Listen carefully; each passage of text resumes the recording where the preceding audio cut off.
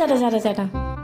എന്താ പുറത്തു പോകുമ്പോ പുറകുന്ന് വിളിക്കരുതെന്ന് പറഞ്ഞിട്ടില്ലേ? പിന്നെ പറച്ചില് കേട്ടാ തോന്നും വല്ല പണിക്ക് പോവാനാണ്. ആ കണ്ടത്തില് പിള്ളേര് കളിക്കണ്ട് നോക്കി നിക്കാനല്ലേ. വന്ന കാര്യം എന്താച്ചാ പറ. അതെ, കയ്യില് പൈസ ഉണ്ടെങ്കിൽ 1,500 രൂപ തരുവോ? 5,000?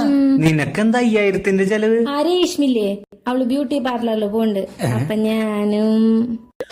എടി, രേഷ്മ എന്ന് പറഞ്ഞ അവൾക്ക് ഭംഗിയില്ല. നീ അങ്ങനെയാണോ?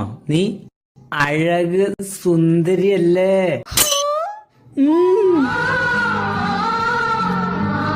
എന്നെ കാണുമ്പോഴേ ചെറുപ്പത്തിലെ എല്ലാരും പറയാറുണ്ട് ഞാൻ സുന്ദരിയാണെന്ന്. പറഞ്ഞിട്ടുണ്ടാവും. അതെ, നീ രേഷ്മയോട് അധികം സംസാരിക്കാൻ പോണ്ട, അവള് വഴി തെറ്റിക്കും. കേറിപ്പോ. ഓഹ്, രേഷ്മയ്ക്ക് 5,000 ഒപ്പിച്ച് ഞാൻ 5 പേരുടെ കടം വാങ്ങിച്ചിട്ടാ. ചേട്ടാ ഇനി എന്താ?